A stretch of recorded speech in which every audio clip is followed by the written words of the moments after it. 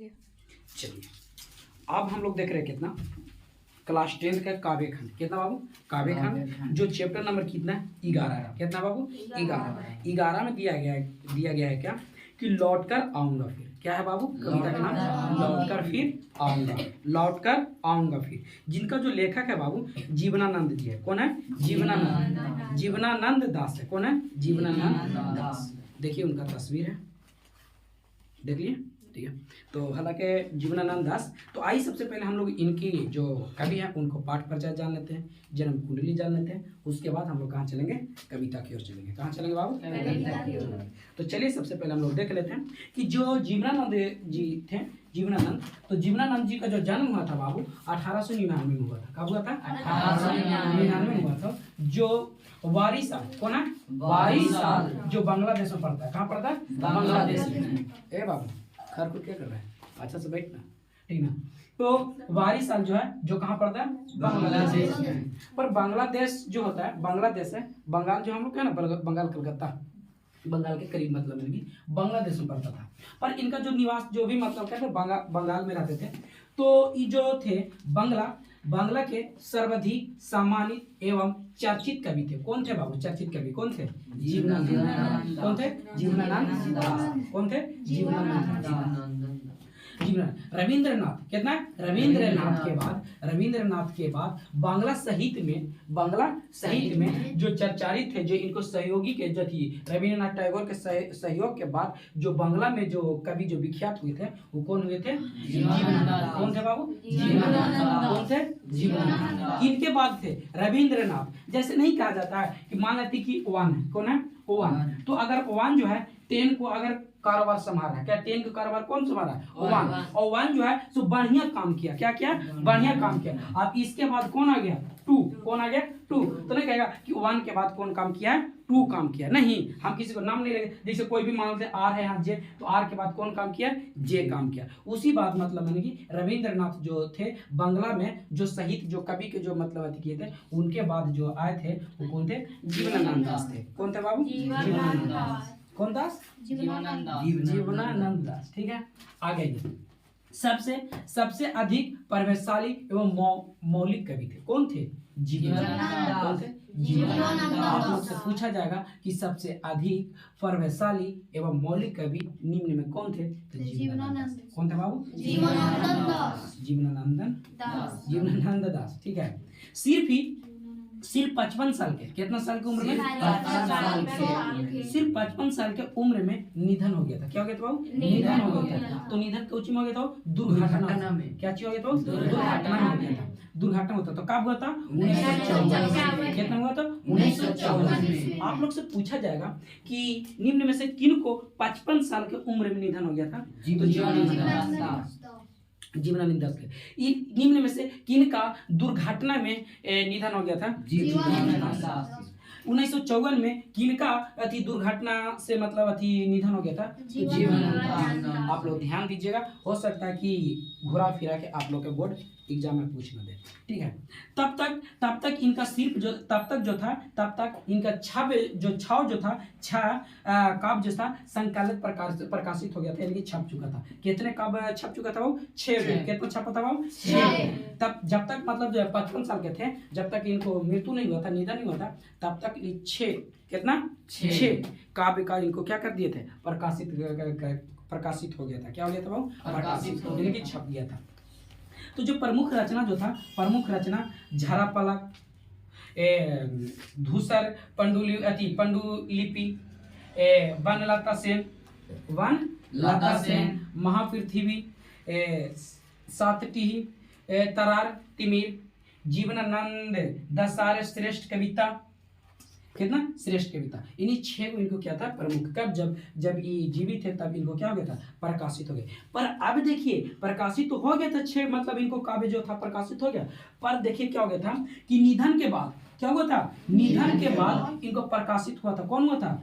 अशोक पृथ्वी। क्या हुआ था? आलोक पृथ्वी। क्या बाबू? आलोक पृथ्वी। क्या हुआ था? आलोक पृथ्वी। इतना ही नहीं, निधन के बाद यानी मरने के बाद आलोक पृथ्वी क्या हो गया था? प्रकाशित हुआ था। क्या हुआ था? प्रकाशित हुआ था। बल्कि आप देखिए कितना मजेदार बात आ रहा है कि निधन के बाद लगभग 100 कहानियां, बाप रे बाप, लगभग 100 कहानियां और 13 उपन्यास। 100 कहानियों, कितना? 13 उपन्यास प्रकाशित हुआ था। क्या हुआ था? प्रकाशित हुआ। कोई आदमी जिंदा रहता है बाबू, कोई आदमी जिंदा रह के भी 100 कहानियां और 13 उपन्यास नहीं लिख पाते हैं, जबकि इनको मरने के बाद, यानी कि मृत्यु होने के बाद भी इनको 100 कहानियां और 13 उपन्यास क्या हुआ था? प्रकाशित हुआ। आप लोग से पूछा जाएगा कि किनको निधन के बाद 100 कहानियां और 13 उपन्यास प्रकाशित हुआ था, तो आप किनको मारिएगा? जीवनानंद दास। किनका मारिएगा बाबू? जीवनानंद दास। ठीक है, तो आइए, तो निधन के बाद लगभग कितना हुआ था? 100 कहानियां और कितना? 13 उपन्यास क्या हुआ था? प्रकाशित हो गया था। कितना हुआ था? प्रकाशित। आप लोग से पूछा जाएगा कि जीवनानंद दास का निधन के बाद कितने कहानियां उपन्यास हुआ था? तो 13 कहानियां और 13 उपन्यास हुआ था। ठीक है बाबू, आगे आइए। जो लिया हुआ था निखिल बंग रविंद्र साहित्य सम्मेलन के द्वारा। कौन सम्मेलन के द्वारा? साहित्य सम्मेलन के द्वारा वनलता। कौन है? वनलता। देखिए वनलता सेन, यही है। वनलता सेन को 1952 ईस्वी में कब मिला था बाबू? 1952 ईस्वी में श्रेष्ठ काव्य ग्रंथ का पुरस्कार मिला था। क्या मिला था? हाली बोल के आप लोग अपने में ना उलझल रही है, कम से कम फ्रेश बोलिए, धीरे धीरे बोलिए पर फ्रेश बोलिए, ठीक है ना? तो जो निखिल बंग रविंद्र साहित्य सम्मेलन के द्वारा वनलता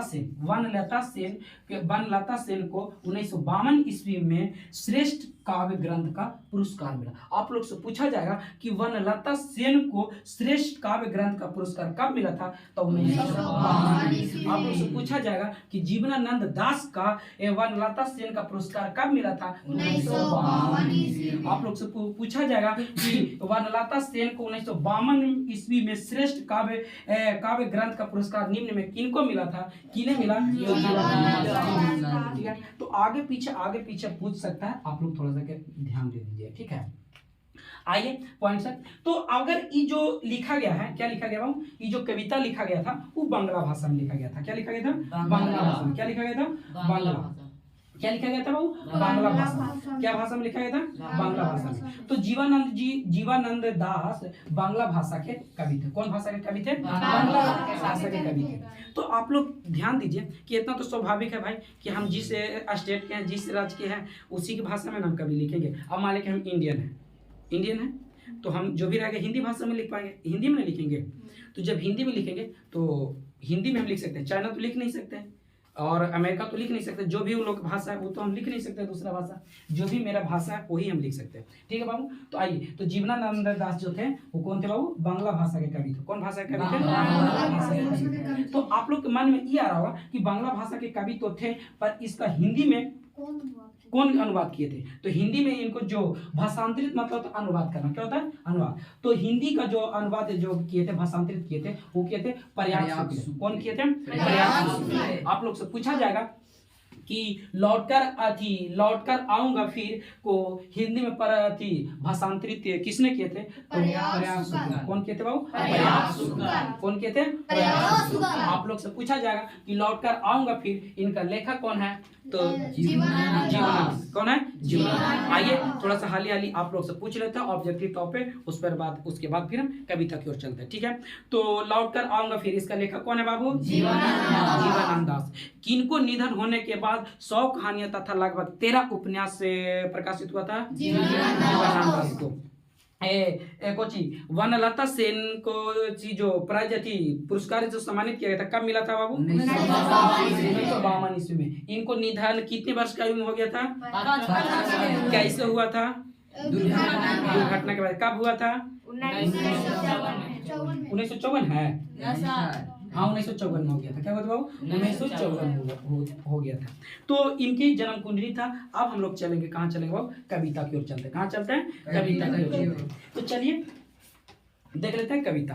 तो कविता आज हम लोग पढ़ते हैं और इसको अच्छी तरीके से भी पढ़ते हैं। आप लोग मिलाते चलिएगा और देखते चलिए, ठीक है ना। तो पहला जो बात बता रहा है क्या कि खेत है जहाँ धान के बहती नदी, खेत है जहाँ धान के बहती नदी के किनारे फिर आऊँगा लौटकर, एक दिन बंगाल में नहीं शायद होऊंगा मनुष्य, तब होऊंगा आविल या फिर कौआ, उस भोर की फूटेगा नई धान की फसलों पर जो। तो हम सबसे पहले क्या करते हैं, जो ये कवि जो है कौन, जीवनानंद, कौन है, जीवनानंद दास, यानी कि इस कविता को माध्यम से बताना चाहते हैं क्या कि अपने मातृभूमि, कौन सी, अपने मातृभूमि, अपने मिट्टी से प्रेम के बारे में बता रहे हैं। क्या चीज के बारे में, अपना मिट्टी के बारे में, प्रेम के बारे में बता रहे हैं। अपना बंगाल जो होता है, बंगाल के मतलब प्रति जो लगाव जो है उनको बारे में बता रहे हैं। तो बोल रहे हैं क्या कि मैं जा रहा हूँ, ठीक हूँ, कौन बोल रहे हैं, कवि जी बोल रहे हैं कि ठीक है मैं चला जाऊँ, बाकी खेत एक दिन लौट कर क्या आऊँगा, जरूर आऊँगा। कब, जब खेत जहाँ धान की बहती नदी, चाहे तो खेत है जहाँ, या नदी जो होता है, नदी के बहते नदी पे आ सकता हूँ, किनारे पर आऊँगा, या फिर लौटकर एक दिन बंगाल में नदी शायद होऊंगा, या मनुष्य तब होऊंगा आबिल एक पंछी होता है, क्या होता है वो, पंछी, क्या होता है, आबिल क्या होता है, पंछी होता है, या फिर कौआ, या भोर का फूटेगा नई धान की फसल पर जो। यानी कहने का मतलब कवि जी कह रहे हैं कि मैं इस बंगाल के धरती पर जरूर आऊंगा,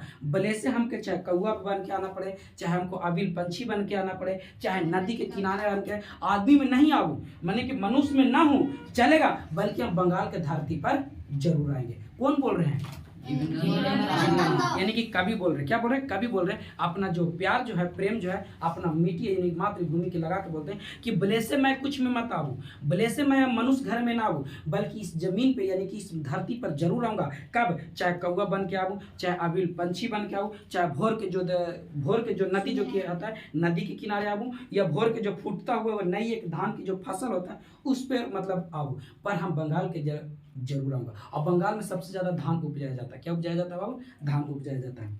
चलिए ठीक है, आगे चलते हैं। आगे बोल रहा है क्या कि कुहरे के पालने से हटकर कटहल की छाया तक, कुहरे के पालने से कटहल की छाया तक, भारता पेंग आऊँगा एक दिन, भारता पेंग आऊँगा एक दिन, बनकर शायद हंस में किसी एक किशोरी का घुंघरू लाल पैरों में। यानी आइए कि कुहरे एक पालके से कटहल की छाया तक, क्या चीज तक, कटहल की छाया तक, क्या चीज तक बोल रहा हूँ, कटहल की छाया तक।